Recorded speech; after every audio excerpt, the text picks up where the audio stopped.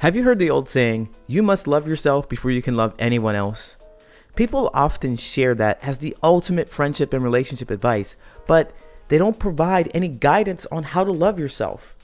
It just leaves us feeling either defensive, like it was only our fault that our relationships and friendships failed, or it leaves us with more questions and answers. How do I love myself? What are the steps? Where do I get started? That's why I want to invite you to a 3-day virtual conference, Love Yourself First, How to Develop Supportive Friendships and Meaningful Relationships. For 3 days from February 10th to the 12th, join me and 5 other amazing coaches, experts, and professionals for this empowerment event. At this virtual conference, you'll learn the secrets to loving yourself so that you can create lasting connections that will enrich your life. Tickets are on sale now. If you use my promo code PATTERNS20, you'll receive a 20% discount. That's PATTERNS20. Also, because we know you'll want to share this love with a friend, if you buy 2 tickets in a single transaction, you'll receive a 50% discount on the second ticket. That's right, you'll receive half off the second ticket.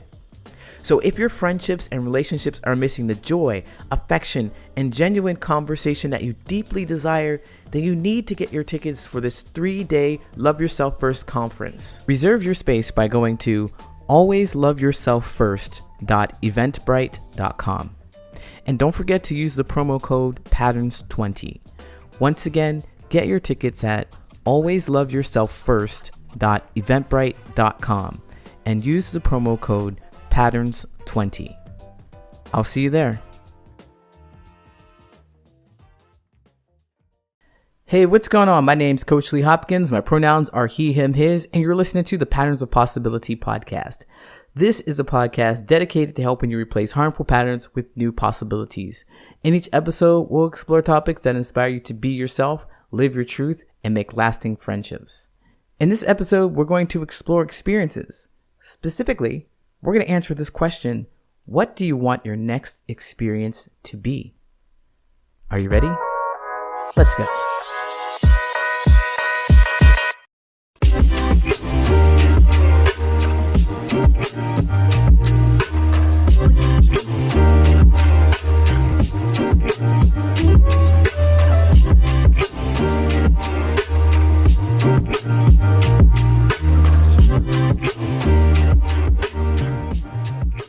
It's been 2 years since the pandemic. We're about to go on the 3rd year. We're about to be year number 3. 3 years since it started, since we've heard of it. And since that pandemic has forced us into isolation, the social dynamics have changed for many of us, right? We've lost friends. We've gained friends. Maybe we've come more in touch with ourselves.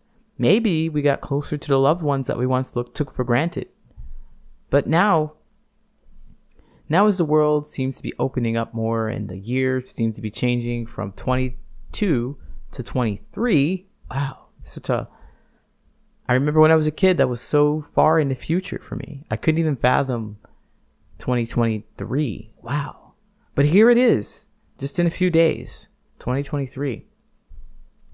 It's time to get back out there. It's time to have a new experience. Now, before COVID, I would go to bars and nightclubs to meet people, but that never really worked because all there was to connect on were drinks. We would talk about what we're drinking and we'll talk about sloppy drunk things, but we wouldn't really talk about ourselves. We wouldn't really make a connection with ourselves. So when I realized that going to the bar and club scene wasn't working for me, I joined a hobby club. And I joined many chapters of the hobby club. In fact, I was kind of well known, not to humble brag, but no, I mean, people knew who I was because I was just around a whole lot, right? But I rarely socialized with these club members outside of the club. The purpose for the club was for us to get together and hang out in the club. Otherwise, we didn't really know each other. Well, we didn't know each other to the extent that I wanted to know each other. So I tried a different way to connect. I tried to meet people who were in the same business as I was. I even invited them over to my place, but I was so disappointed when I found that we didn't really have that much in common. It was exhausting. Can you relate? I wanted a new experience. And I didn't realize that until the pandemic. There was something missing in my life to make a connection. There's a whole new experience that I hadn't had that I thought I wanted. Since the pandemic, I've learned a lot more about who I am and what I'm looking for in life. And so I could have a conversation about me. I wanted people to know me. I wanted people to know me deep down, to see me, to know my truth. That's what I was looking for. That is my experience. I know that on my search to find someone who is interested in me, I have to know myself and what I'm looking for, and I also have to be interested in that person. It's a whole mindset shift, because I used to go to different bars and clubs and social mixers thinking that I'll figure out what we have in mind. I'll figure out how we can connect with each other based on what they say to me. I'll figure out if they're a good match for me. But I changed my mindset because I want a new experience. I want to go to places in which I know that I will feel joy, I will feel comfortable, and those people who are in that space are likely following their own selves, their internal dialogue, and understanding that what they do there is for them. And if they connect or meet with somebody, that other person will understand how much they enjoy being in that place. So we can talk about the fact that we're there in the first place. I can have a new experience talking about myself. So it takes a whole new mindset to become this person who wants to meet people who are interested in them. And it's not about meeting a person in a particular special place. It's about having that mindset, that right mindset, where you can have a new experience with anyone that you meet. Because everywhere you are, if you love yourself and you're interested in yourself and you think well of yourself, everywhere you are is going to be a pleasant place. And you're going to meet someone who is in that same kind of pleasant place with you. Some of the things that I keep in mind, that I think about, that I consider when I want to meet someone new, is how I'm going to be, because that's the only person that I can control. And I tell myself, I'm going to be a gracious listener. I'm going to be a thoughtful speaker. I will be kind. I will be supportive, and I will be mindful. Because I know who I am, I know what I'm looking for. My experience starts with me and it radiates outward just as it does for you. So, as we close out this year, I want you to think about this. What do you want your next experience to be?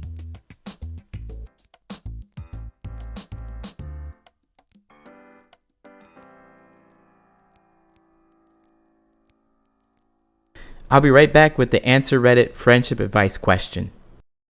This week's Reddit friendship advice question is called Feeling Guilt for Cutting Out a Friend. I have a friend. We're both in our 30s. She did me a ton of favors in the past. She took care of me when I needed someone and overall opened up a lot of opportunities for me. Now, I'm a bit annoyed with her. She's very arrogant and condescending.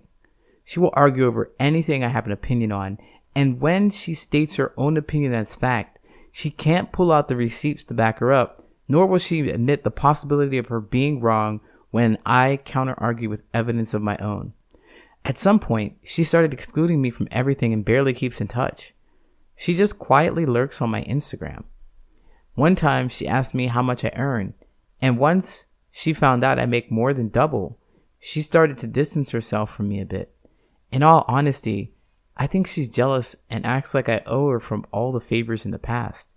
She has a tendency to talk behind her friends' backs, and I have no doubt she's doing that to me now. She brings unnecessary drama in my life, and I'm really tired of her BS. I don't see her much, and I'm fine with it, but I also feel guilty about cutting out someone that once helped me overcome so much. Did I just outgrow my friend? Honestly, I deeply appreciate her, but she's not somebody I want to keep in my circle. We've been friends for 5 years. What do you think? Well, Redditor, I just want to jump right into this and say I applaud you for pushing her out of your circle. I say pushing. Those are words that I'm using, but at least kind of moving away a little bit and giving it some space to breathe, because it seems like it's emotionally overwhelming. There's a lot of frustration that's coming from her, a lot of backbiting. It doesn't feel good to you. Now, this episode is all about having a new experience and forming your own experiences, next experience, and seeing that there is something better. There can be something better out there for you, or whatever you want, you can create. So, although she has been there for you in the past, she's been a great help to you currently, right now, today. Is really the thing that really matters, and how she's making you feel, or how you feel in her presence, is what's important. And if you can't get back to this, honestly, I don't even know if you really had some kind of friendship where you were happy and joyful together, because she's just doing favors for you, and that is the reason why you are together, as you call them favors. It's not that she helped you, from the way you described it, is as a favor, more so than a person who was supportive and there for you when they needed you, because they understand how you felt in that experience, and they didn't want you to go through it alone. It was just like, well, this is something I'm doing for you because you're a friend, and not so much emotionally invested in the wealth and health of your well-being. So that's what I read. That's what I heard. That's what I felt from it. So I'm like, well, I don't know if you had that kind of deep connection like that.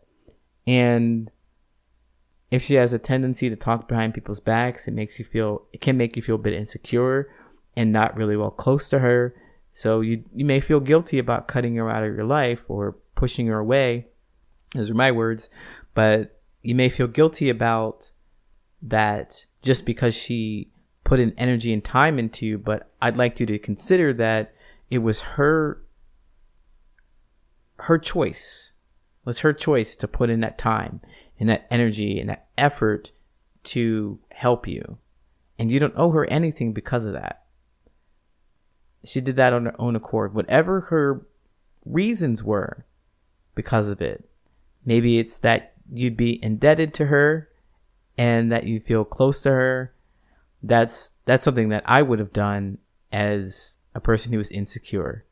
I would have done that and been like, well, this is my fix-it brain working, and I want to help them because then they will like me. Because I'm afraid if I don't have anything to do for them, if I cannot do anything for them, they will not like me. So that could be something that's going on with her.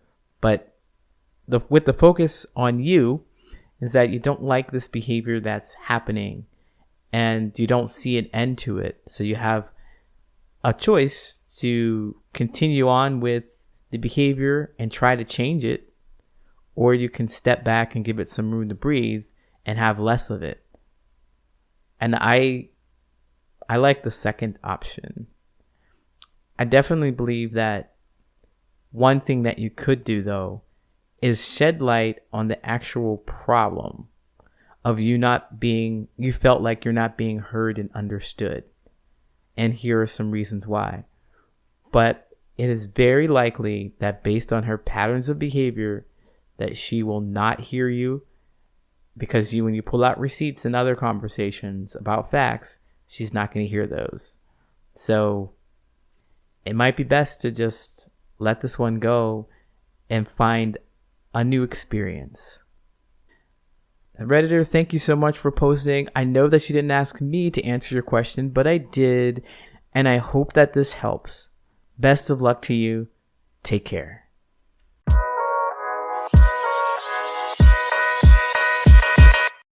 My name is Coach Lee Hopkins, and you have been listening to the Patterns of Possibility podcast. You can find me at patternsofpossibility.com and on all social media at Patterns of Possibility. And as always, I want to encourage you to be yourself, live your truth, and there you'll make lasting friendships.